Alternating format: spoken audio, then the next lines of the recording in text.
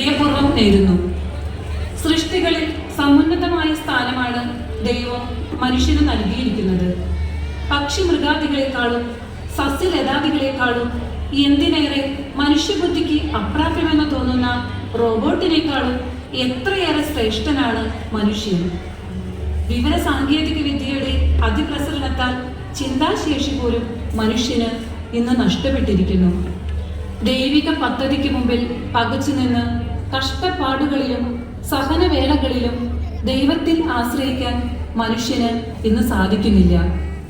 ഒരു ദൃശ്യാവിഷ്കാരത്തിലൂടെ saint Mary's കുടുംബ unit നിങ്ങളുടെ മുമ്പിൽ അവതരിപ്പിക്കുന്നു സൃഷ്ടിയുടെ മകുടം മനുഷ്യൻ. ഭൂമിയിലെ മനുഷ്യരുടെ ദുഃഖദുരിതങ്ങൾ നേരിട്ട് കാണുന്നതിനും അതിന് പരിഹാരം നിർദ്ദേശിക്കുന്നതിനും ഈശോ ഇതാ ആഗതനായിരിക്കുന്നു.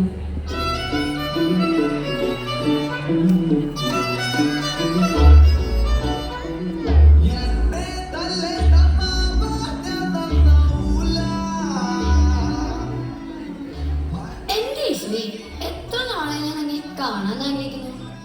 ഞാൻ ഈ ജീവിതം കൊണ്ട് മടുത്തുട്ടാ.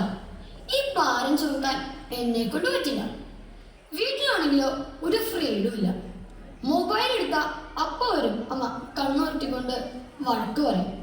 പഠിച്ചിട്ടാണെങ്കിലോ ഒന്നും തലയെ കയറുന്നില്ല. ഒരു സമാധാനവും ഇല്ല. ഒന്ന് കണ്ണടച്ച ആ തുരുതുരാ ചീത്ത പറയണ ആ ഹിന്ദി ടീച്ചറിന്റെ പാട്ടമുഖം കണ്ണു വരും. എല്ലാ ടീച്ചേഴ്സും കണക്കാം. എനിക്ക് വട്ട് പഠിക്കുന്നു ടീച്ചറെ. എനിക്കിനി പെട്ടെന്ന് വലുതായി ഒരു ജോലിയൊക്കെ കിട്ടിയിട്ട് ഒരു ഐഫോണൊക്കെ മേടിച്ച് ഇനി അതി തോണ്ടിയിരുന്നാൽ മതിയല്ലോ. ഒരു തഗ് ലൈഫ്, ഒരു അടിപൊളി തഗ് ലൈഫ് തരാമോ ഈശോയെ? ഗബ്രിയേൽ, നിന്റെ ഭാരം ഇവിടെ ഇറക്കി വെക്കൂ.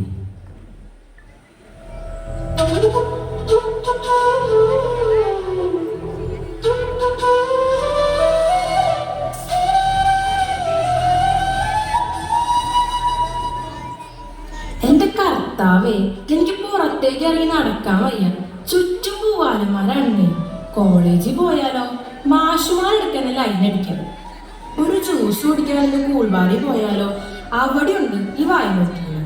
ഇനി ഇവരാരെങ്കിലും നോക്കി ഒന്ന് നോ പറഞ്ഞാലോ പിറ്റേ ദിവസം ആസിഡും പെട്രോളായിരുന്നു. എന്തിനാ കർത്താവേ ഈ പാവങ്ങൾക്ക് ഇത്രയും സൗന്ദര്യം നൽകിയത്? നാട്ടിലൊരു ജോലി നേടാന്ന് വിചാരിച്ചാലോ ജോലി ഇട്ട് കിട്ടാനുമില്ല, ഉള്ള ജോലിക്കിട്ട് സാലറി ഇല്ല. ഇവിടുത്തെ നക്കാപ്പിച്ച സാലറി കൊണ്ട് എന്നെ പോലുള്ള സാധാരണക്കാർക്ക് എങ്ങനെ ജീവിക്കാനാ? ഇപ്പൊ ഈ മേക്കപ്പ് സാധനക്കൊക്കെ മുടിഞ്ഞ വിലയാന്നേ. വെറുതെ അല്ല എല്ലാവരും യൂറോപ്യൻ രാജ്യങ്ങളിലേക്ക് പോണം.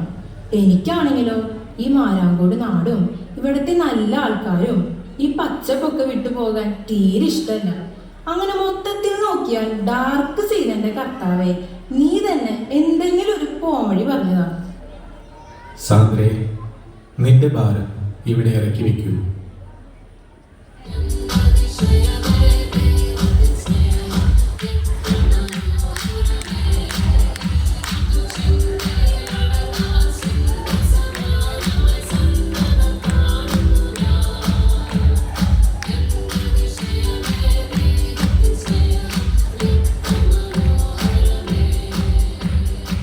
കർത്താവേ, നിന്നെ എനിക്ക് ഇത്ര വേഗം കാണാൻ പറ്റുമെന്ന് ഞാൻ വിചാരിച്ചില്ല കേട്ടാ.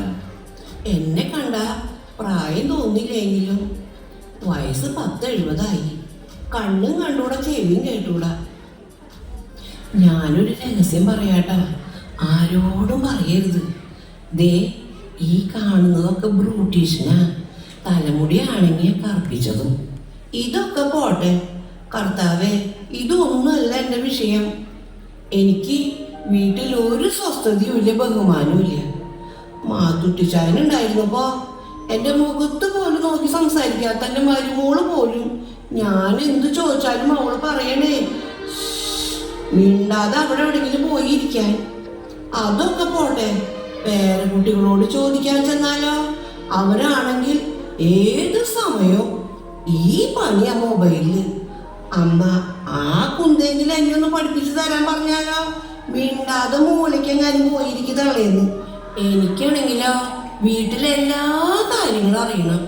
ആരുടെങ്കിലും ചൂണ്ടൊന്നും അനങ്ങി കണ്ട അതും എനിക്കറിയണം. അതൊരു ശീലായി പോയി കർത്താവേ.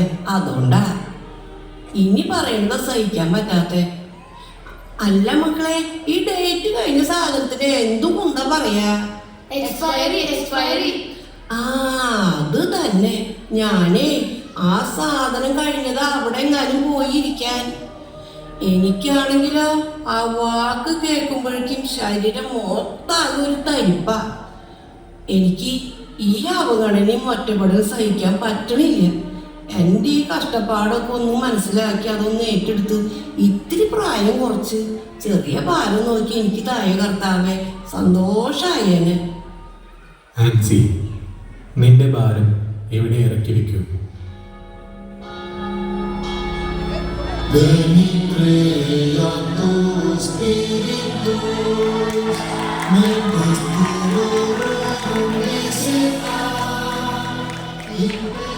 ഈശോ മിശിഹായ്ക്ക് സ്തുതിയായിരിക്കട്ടെ അച്ചോ. എപ്പോഴും സ്തുതിയായിരിക്കട്ടെ അനുസരിച്ച്. അല്ല അച്ഛാ, അച്ഛനെയല്ലേ ഞാൻ 2 ആഴ്ച മുമ്പ് സെന്റ് ജെയിംസിൽ വെച്ച് കണ്ടത്.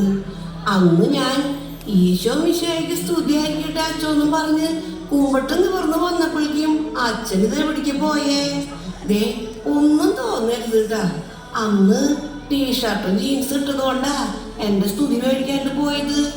അല്ല, ഇന്ന് ഉടുപ്പിട്ട് വന്നപ്പോ വേഗം സ്തുതി മേടിച്ചേ. അതുകൊണ്ട് ചോദിച്ചതാ.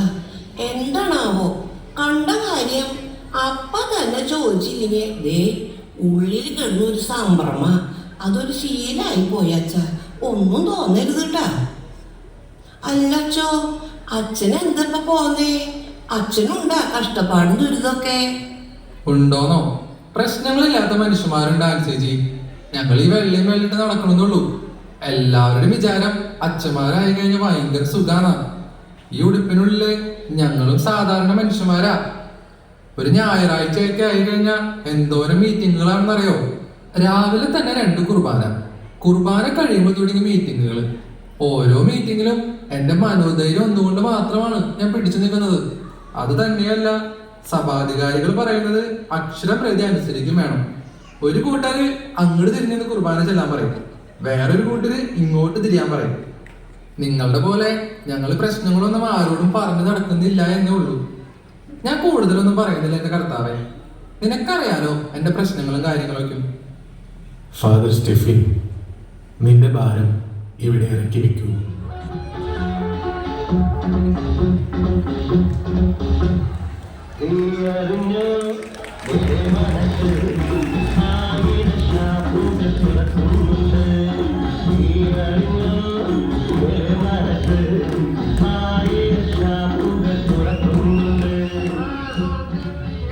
ഇതാരും കർത്താവാ. ഞാൻ കാണാതിരിക്കുന്നു. എനിക്ക് കുറച്ച് കാര്യങ്ങളൊക്കെ പറയാനുണ്ട്. കർത്താവ് ഇത് കണ്ട എന്റെ തല മുഴച്ചിരിക്കുന്നത്. ഇതെന്ത് പറ്റിയാന്നറിയോ കർത്താവിന്? ഞാൻ വഴിക്കോടെ നടന്നു പോയപ്പോഴേ തേങ്ങയൊന്നും വേണതല്ല തലയില്. എന്റെ പെണ്ണുമ്പിള്ളേ ചെറുട്ടി കൊണ്ട് തലക്കടിച്ചതാ. ഒരു നിസ്സാര കാര്യത്തിന് അവള് വേഷം വാങ്ങാൻ തന്ന പൈസക്ക് ഞാനൊരു പെഗടിച്ചു. അതൊരു തെറ്റാണ് ചേട്ടന്മാരെ? നിങ്ങൾ പറ. ഇന്നത്തെ കാലത്ത് ഒരു പെഗിനൊക്കെ എന്താ വില? ഒരു പെഗടിക്കണെങ്കിലോ അതിന് തുട്ട് വേണം. തുട്ട് വേണമെങ്കിലോ അതിന് പണിക്ക് പോകണം. എൻ്റെ പെണ്ണുമ്പിള്ള പറയണേ പണിക്ക് പോകാൻ. എൻ്റെ പട്ടി പോകും പണിക്ക്. വല്ല പള്ളിയിൽ അച്ഛനായ മതിയായിരുന്നു. അതാണെങ്കിലോ ഒരു പണിക്കും പോണ്ട. രാവിലെ കുർബാന ചെയ്ത് കുറച്ച് വീഞ്ഞൊക്കെ അടിച്ച് ഏസൊക്കെ ഇട്ട് പള്ളിമേടയിൽ സുഖമായിട്ട് കിടന്ന് ഉറങ്ങാലോ. ഈ ഭാരൊന്ന് മാറ്റി വരാം കർത്താവേ. ജോമോനെ, നിന്റെ ഭാരം ഇവിടെ ഇറക്കി വെക്കൂ. എല്ലാവരും അവനവന്റെ കഷ്ടപ്പാടും ദുരിതവും പറഞ്ഞു കഴിഞ്ഞില്ലേ? ഞാൻ നിങ്ങൾക്ക് മുമ്പിൽ ഒരു നിർദ്ദേശം വയ്ക്കുന്നു. നിങ്ങൾക്ക് ഇവിടെ നിന്ന് അനുയോജ്യമാകുന്ന ഒരു ഭാരം തിരഞ്ഞെടുക്കാം.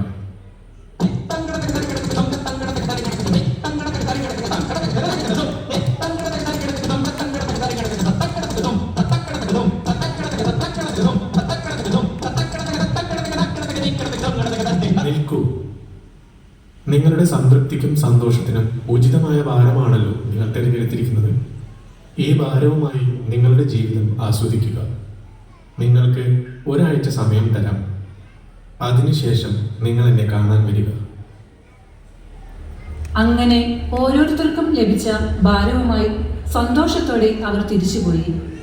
ഏതാനും ദിവസങ്ങൾക്ക് ശേഷം അവർക്ക് കിട്ടിയ ഭാരവുമായി കർത്തൃസന്നിധിയിലേക്ക് അവർ തിരിച്ചു വന്നു.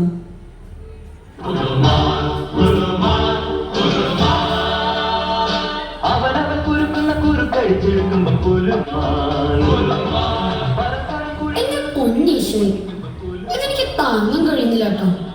എന്നെ കൊണ്ടൊന്നും പറ്റില്ല. വലുതായപ്പോഴല്ലേ പ്രശ്നങ്ങളൊക്കെ മനസ്സിലാകുന്നത്. ഓഫീസിലും പ്രശ്നം, വീട്ടിലും പ്രശ്നം. ഓ, എന്തൊരു കോംപ്ലിക്കേറ്റഡ് ലൈഫ് ഇത്.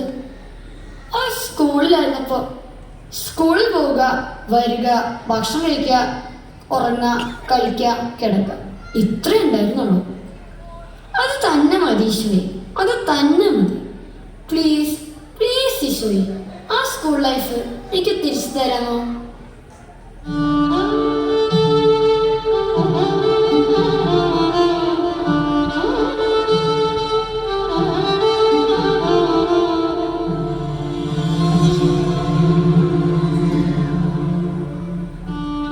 എന്റെ ഈശോയെ, എനിക്കിത് താങ്ങാനേ പറ്റുന്നില്ല.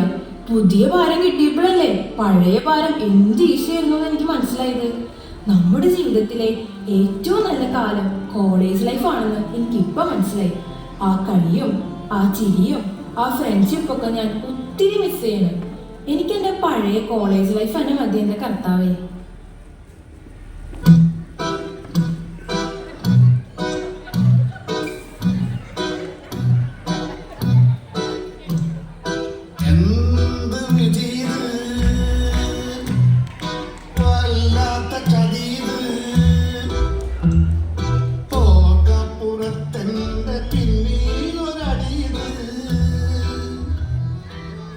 എന്റെ കർത്താവേ, ഇതെന്തൊരു കന. ആദ്യം നിന്നെ കണ്ട് പരാതി പറയാൻ വന്നപ്പോ പരാതി കേട്ട് കഷ്ടത്തിൽ വെച്ച് പാട്ടും പാടി ഡാൻസും കളിച്ചു വന്ന ഞാൻ ഇതിപ്പോ തലയിൽ വച്ചിട്ട് പോലും താങ്ങാൻ പറ്റണില്ല. ഞാൻ ഇനി അയലത്തെ ജീവിതത്തിലേക്ക് വെറുതെ പോലും എത്തിച്ചു നോക്കില്ല. ശിഷ്ടകാലം മാതാവിനോട് ചേർന്ന് നിന്ന് കൊന്ത എത്തിച്ച് മറ്റുള്ളവർക്ക് വേണ്ടി പ്രാർത്ഥിച്ച് ജീവിച്ചോളാം.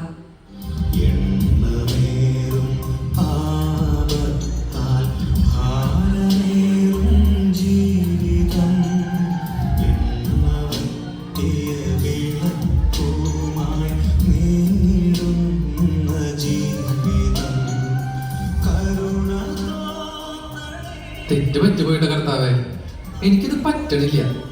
ഞാൻ വിചാരിച്ച പോലെയല്ല. 450 വീട്ടുകാരുള്ള ഇടവക ഭരിക്കാൻ എളുപ്പാ, പക്ഷെ ഒരു കുടുംബം ഭരിക്കാനുണ്ടല്ലോ. ഓ, എൻ്റെ അപ്പച്ചമാരെ, നിങ്ങളൊക്കെ സമ്മതിച്ചുട്ടാ. നിങ്ങൾ എത്ര കഷ്ടപ്പെട്ടാ ഒരു ജീവിതത്തിന്റെ രണ്ടറ്റവും കൂട്ടിമുട്ടിക്കണേ. എല്ലാ കാര്യങ്ങളും ഓക്കെ ആയിട്ട് വീട്ടിലെത്തി കഴിഞ്ഞാലോ അവിടെ ഉണ്ടാവും കുറെ പരാതികൾ. ഒരു ചെറിയ മിസ്റ്റേക്ക് പറ്റിയാണ്ടല്ലോ ഈ അമ്മമാരെ എന്തൊക്കെ പറയണ നിങ്ങൾ കേട്ടിട്ടുണ്ടോ? ചെവിക്ക് തൊയിലും തരില്ല. നമിച്ചൂട്ടാ. എനിക്ക് എന്നെ പഴയ ലൈഫ് തന്നെ മതി. അതില് ഞാൻ സംതൃപ്തനായി ജീവിച്ചോളാം.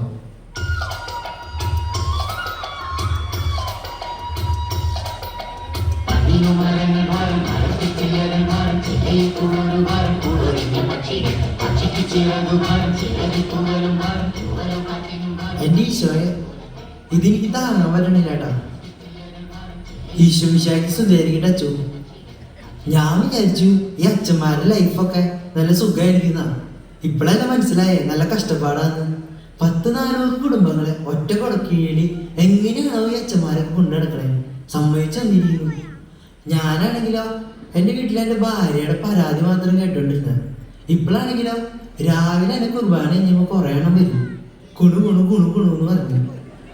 നിങ്ങൾ കുമ്പസാര പുള്ളി ഇരുന്നണ്ടാ. എൻ്റെ പൊന്നു ചെവിയുടെ ഫിലമെൻ്റ് ഒരടിച്ചു. എൻ്റെ കർത്താവെ, എനിക്ക് എൻ്റെ പഴയ ഭാരം തന്നെ മതി. അതാണെങ്കിൽ ഞാൻ രാവിലെ പണിക്കൊക്കെ പോയിട്ട് എൻ്റെ മക്കളൊക്കെ നോക്കി ഞാൻ സുഖമായിട്ട് കഴിഞ്ഞോളാം. കർത്താവ് ഇനി ഞാൻ കുടിക്കില്ല. പ്രിയ മക്കളെ, നിങ്ങൾ മറ്റു മക്കളുടെ ഭാരം ഏറ്റവും ചെറുതാണെന്ന് കരുതി അത് ഏറ്റെടുത്തപ്പോൾ നിങ്ങൾക്കത് താങ്ങാവുന്നതിലും അപ്പുറമാണെന്ന് ഇപ്പോൾ ബോധ്യമായില്ലേ? നിങ്ങൾക്ക് കിട്ടിയ സഹനങ്ങളെ സന്തോഷത്തോടെ സ്വീകരിക്കുമ്പോഴാണ് ദൈവത്തിൻ്റെ ഛായയും സാദൃശ്യവും പേറുന്ന സൃഷ്ടിയുടെ മകുടം മനുഷ്യനാകുന്നത്. നമ്മുടെ ശക്തിക്കതീതമായ സഹനങ്ങളൊന്നും ദൈവം നമുക്ക് നൽകിയിട്ടില്ല. ദൈവം സർവശക്തനാണ് എന്ന തിരുവചനം നമ്മെ ഓർമ്മപ്പെടുത്തുമ്പോൾ നമ്മുടെ കഷ്ടപ്പാടും സഹനങ്ങളും നമുക്ക് സർവശക്തനായ ദൈവത്തിന് ബലമേൽപ്പിക്കാം. ദൈവം തൻ്റെ സൃഷ്ടികളിൽ മനുഷ്യന് മാത്രമേ ചിന്താശക്തിയും വിവേകവും നൽകിയിട്ടുള്ളൂ. അവ വേണ്ട വിധത്തിൽ ഉപയോഗപ്പെടുത്തി ദൈവിക ദാനങ്ങളിൽ നമുക്ക് സംതൃപ്തിയുള്ളവരാകാം. സഹനവേളകളിൽ മറ്റുള്ളവരെ നോക്കി ആകുലപ്പെടാതെ ദൈവത്തിൽ ആശ്രയിക്കാൻ നമുക്ക് ശ്രമിക്കാം. ഏവർക്കും ദൈവാനുഗ്രഹം നേർന്നുകൊണ്ടും തൻ്റെ സൃഷ്ടികളിൽ മനുഷ്യനെ ഇത്രമാത്രം സ്നേഹിക്കുന്ന ദൈവത്തിന് നന്ദി അർപ്പിച്ചുകൊണ്ടും സെന്റ് മേരീസ് യൂണിറ്റ് വിടവാങ്ങട്ടെ. എല്ലാവർക്കും ഒരിക്കൽ കൂടി വിശുദ്ധ ഔസേപ്പ് പിതാവിൻ്റെ ഹൃദയം നിറഞ്ഞ തിരുനാൾ ആശംസകൾ.